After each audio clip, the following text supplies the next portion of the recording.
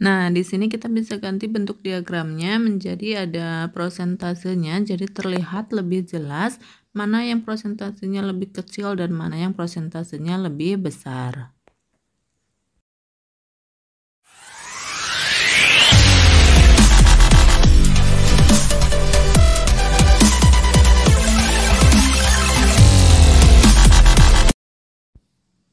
Assalamualaikum warahmatullahi wabarakatuh. Kembali lagi di channel Belajar Akuntansi.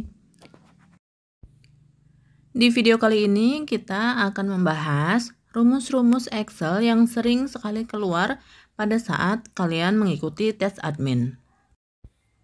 Jadi saksikan terus video ini sampai selesai supaya kalian paham dan lebih siap untuk mengikuti tes admin. Di sini saya sudah buatkan tabel untuk isian kita latihan di sheet 1, kemudian kita ke sheet 2. Di sheet 2 di sini ada tabel jenis barang, ada kode, nama barang dan juga harga satuan. Untuk kode itu berada di kolom 1, nama barang di kolom 2 dan juga harga satuan ada di kolom 3. Kita blok dulu dari A3 sampai ke C17, kita beri name boxnya adalah jenis underscore barang, karena di sini tidak boleh pakai spasi ya. Kemudian perlu diingat lagi bahwa tabel jenis barang ini datanya secara vertikal atau menurun, jadi kita akan menggunakan rumus VLOOKUP untuk menginputkan nama barang dan juga harga satuannya. Kembali lagi ke sheet 1 untuk mengisi nama barang. Di sini kita pakai rumus VLOOKUP. Jadi dimulai dengan sama dengan, kemudian VLOOKUP kurung buka. Lookup value kita isi dengan B7, diklik aja B7-nya, kemudian titik koma. Kemudian di tabel array kita isi jenis barang yang sudah tadi kita buat name box-nya. Kemudian titik koma dan isi 2 di call index 6 karena tadi nama barang ada di kolom kedua, kemudian titik koma lagi dan di rank lookup-nya isi 0, kemudian kurung tutup enter. Di sini kita bisa tarik rumusnya ke bawah. Nah, jadi kita cek untuk 105 apakah benar pensil. Oke, benar pensil untuk 105 dan 101 adalah penggaris. Oke, benar. Selanjutnya kita akan mengisi kolom harga. Di sini harga adalah harga satuan. Jadi kita pakai rumus VLOOKUP lagi sama dengan VLOOKUP kurung buka. Untuk lookup value-nya masih menggunakan di kode atau B7. Kemudian titik koma dan tabel array diisi dengan jenis barang yang tadi. Kemudian titik koma dan di call index 6 di sini kita isi 3 karena harga satuan ada di kolom ketiga. Kemudian titik koma 0 dan kurung tutup, kemudian enter, kemudian tarik rumusnya ke bawah lagi. Kemudian jika di kolom harga ini belum ada tercantum rupiah, kita tinggal di blok dan pilih RP Indonesia atau pilih accounting. Nanti kita akan otomatis menjadi rupiah. Kemudian rumus yang ketiga yaitu untuk mencari kolom jumlah, kita satuan atau satuan barang dikali dengan harga. Nah, untuk hal itu kita menggunakan tanda bintang di keyboard, kemudian jika sudah kita tarik rumusnya ke bawah.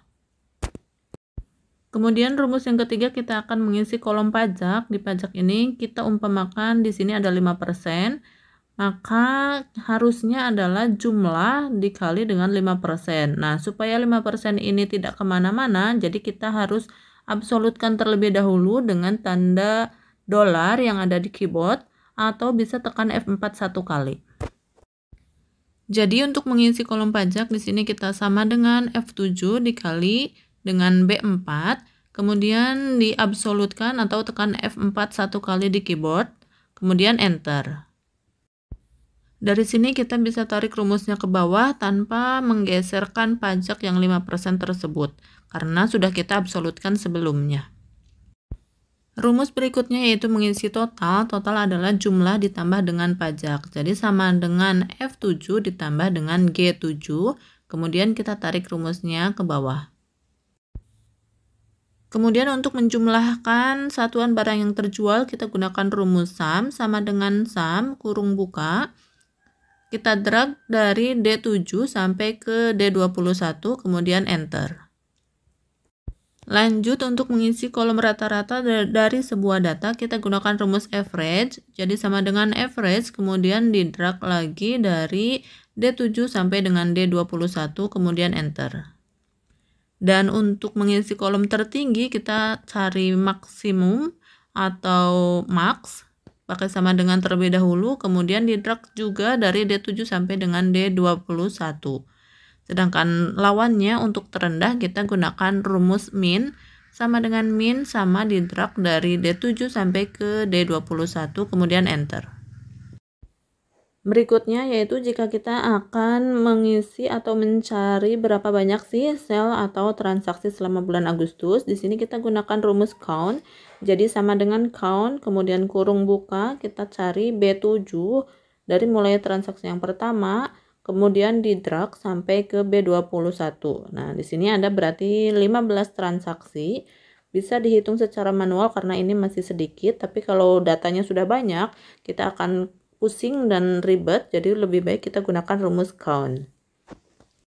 Lanjut ke rumus yang berikutnya, jika kita akan mencari berapa sih jumlah penggaris yang terjual selama bulan Agustus, di sini kita gunakan rumus sum if. Sum if ini digunakan untuk mencari jumlah dengan kriteria tertentu. Di sini kriterianya kita adalah penggaris. Jadi kita sama dengan sum if, kurung buka C7 sampai dengan C21 di drag, mulai dari nama barang, kemudian titik koma, kemudian kita cari kriterianya penggaris, ini harus sesuai penulisannya atau pengetikannya dengan penggaris yang ada di nama barang. P-nya kapital dan huruf yang lainnya kecil, kemudian jangan lupa pakai tanda kutip karena penggaris ini adalah data teks. Kemudian kita titik koma dan lanjut di drag dari D7 sampai dengan D21. Kemudian enter. Untuk mengecek kebenarannya bisa dijumlahkan sendiri. Untuk penggaris 60 ditambah dengan 76 ditambah 19 dan ditambah dengan 37. Hasilnya akan 192. Kemudian untuk rumus jumlah rata-rata sampai terendah kita bisa geser atau di blok ke samping untuk rumus berikutnya. Dan untuk harga, jumlah harga sampai dengan total harga itu kita kasih tanda rupiah atau accounting. Kemudian jika kita akan membuat grafik atau diagram dari sebuah data, kita bisa blok untuk pensil sampai dengan satuannya kita yang terjual. Kita bisa blok, kemudian pilih ke insert dan pilih diagram atau jenis diagram yang mau kita buat. Di sini saya pakai yang pie. Kemudian ini bisa digeser kotaknya untuk kotak diagramnya. Dan bisa disesuaikan lagi dengan jenis yang lainnya supaya kita lebih jelas. Kita ubah ke jenis yang ada presentasinya, kita klik saja. Nah, di sini sudah berubah menjadi ada persentase untuk masing-masing jenis barang atau nama barang yang terjual. Kemudian saya punya rumus yang berikutnya di sheet 3. Di sini saya punya daftar alamat karyawan, masih alamatnya secara terpisah untuk lingkungan RT, RW, kelurahan, dan kecamatan. Kita mau jadi satu kolom alamat lengkapnya bisa menggunakan rumus concatenate. Di sini sama dengan concatenate, kemudian kurung buka. Di teks yang pertama itu ada di kolom atau di sel B4, kita klik di B4, kemudian titik koma. Biasanya untuk pemisah kata kita pakai spasi, jadi di sini kita spasinya pakai kutip, kemudian spasi, kemudian kutip lagi, kemudian titik koma lagi untuk berpindah ke teks berikutnya, yaitu ada di C4, kita klik saja C4, kemudian titik koma lagi dan kita tanda petik, kemudian spasi lagi, kemudian petik lagi, titik koma lagi untuk berpindah ke sel atau teks berikutnya ada di D4, diklik, kemudian titik koma lagi dan kutip lagi, spasi lagi, kemudian kutip lagi dan titik koma. Kemudian di sel yang terakhir atau teks yang terakhir ada di sel E4, kemudian kurung tutup enter. Nah, di sini sudah jadi satu dengan dipisahkan oleh spasi.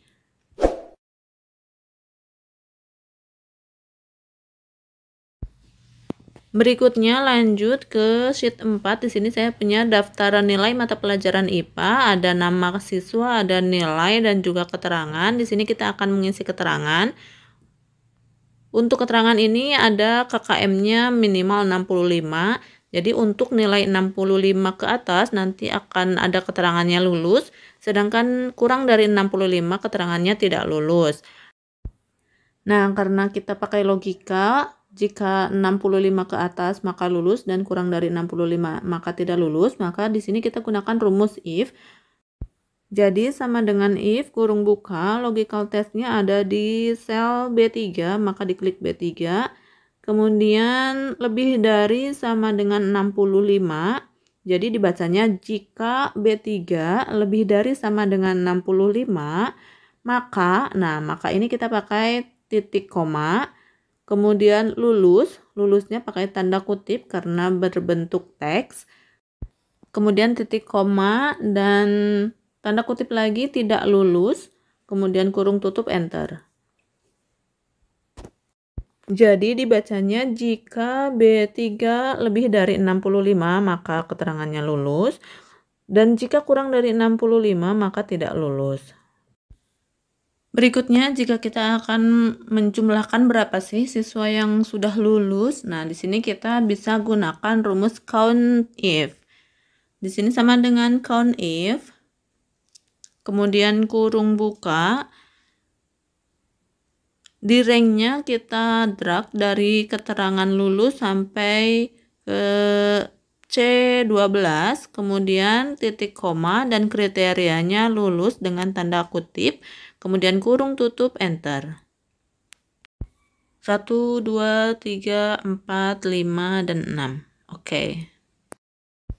Kemudian perhatikan untuk nama Ayu Kumala Dewi, di sini ada penulisannya tidak sesuai kriteria ya.